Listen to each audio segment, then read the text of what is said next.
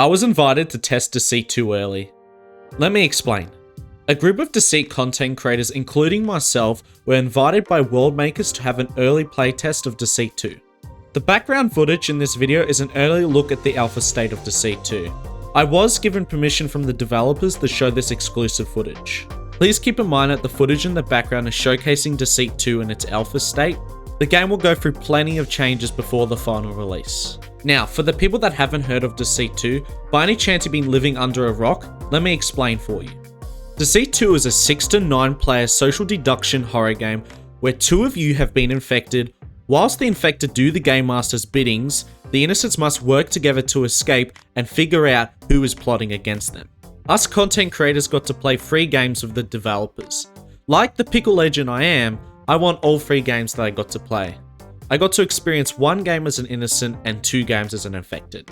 From the playthrough, I had a great time and did not lose interest once. The game kept me intrigued during the whole 3 games that we got to play. Even at the time of this recording, I still wish I could go back and play some more Deceit 2. I do believe this game will be great for people that love social deduction games and be a great introduction to people that have not met this genre before. The social deduction and the horror theme work so well for Deceit. Every time I play, I feel like I'm in some creepy, messed up game that the game master has put together. The combination of these two just works so well. Now that's with my initial thoughts. Now as for the gameplay, the game will be confusing at first, but it did not take too long for me to pick up how the game works. Unlike Deceit 1, it did seem easier to learn how the game works. Within the 3 games that I played, I had quickly picked up how to play. Deceit 2 feels great for new players. Even when I was confused at times or was learning stuff, it was fun to learn and it didn't scare me off once. Interactions with the other players was great. I had so many good laughs. It was fun to lie with the other content creators and developers. There was this moment when I was playing and Jord came up to me and he asked me if anyone was acting sus. I told him it was ghosty because he was talking about dead bodies, so Jord left me alone. It's just funny, stupid crap like that is just so Deceit sometimes. Anyway, let's move on. Can I just say, for an alpha state of the game, the fact I had no issues while playing is just insane. It played so smoothly. No alpha game feels that polished. The developers definitely know what they're doing and I definitely trust them for the future development of this game. There is a lot of variation with Deceit 2. There was plenty of items to explore with the shop peddler. There were so many tools that aid the innocents, but also help the infected. With the great variety of items, it let me play the game to my personal playstyle. If you wanted to discover who the infected was, there was a tool for that. If you wanted to go off by yourself and fight the terrors at night, there was also a tool for that. And don't worry, there is plenty of evil-inducing tools for the infected to use too. To buy items, you need to trade souls with the shop peddler. You can collect souls for him by completing tasks around the map. A lot of the tasks have trapped souls in them that can be released by completing the task. The interesting part is depending on where you were in the map, the task would fit the theme. An example is the toilet task. Unfortunately, I didn't get to experience this in game as I didn't have time, but from what I've heard from the other content creators, it is actually hilarious. In the asylum bathroom, you had to flush all the toilets to release a soul for the shop peddler.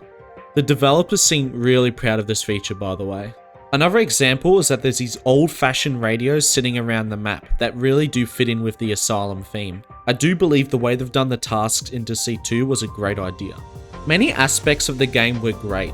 I don't have many things to complain about, but there is still a few things. The biggest thing I could note that still needs a lot of work is the combat in this game. The combat in the game is still dry and dull. I know that developers have plans to work on this, but in the current state of the game, it does not capture the same vibe in combat as the first game. However, there is new mechanics they have introduced with the combat. The developers have added these cracks in the wall that can be used when the infected is chasing you.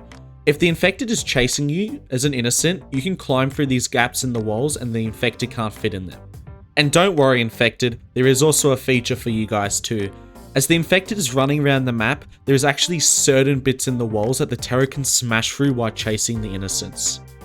When I was playing the game as an infected, there was many moments when I was chasing the players and they would escape using these cracks.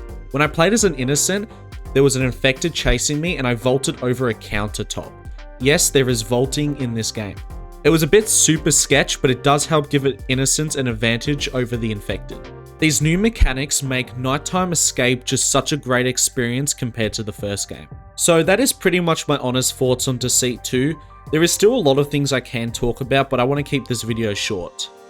Deceit 2 is shaping up to be a great game, and I do believe it will be highly successful in the future. I am grateful that I got to play Deceit 2 early. Thank you so much, World Makers, for letting me play the game early. I hope you guys enjoyed the video, and I'll see you guys next time. Everyone, take care.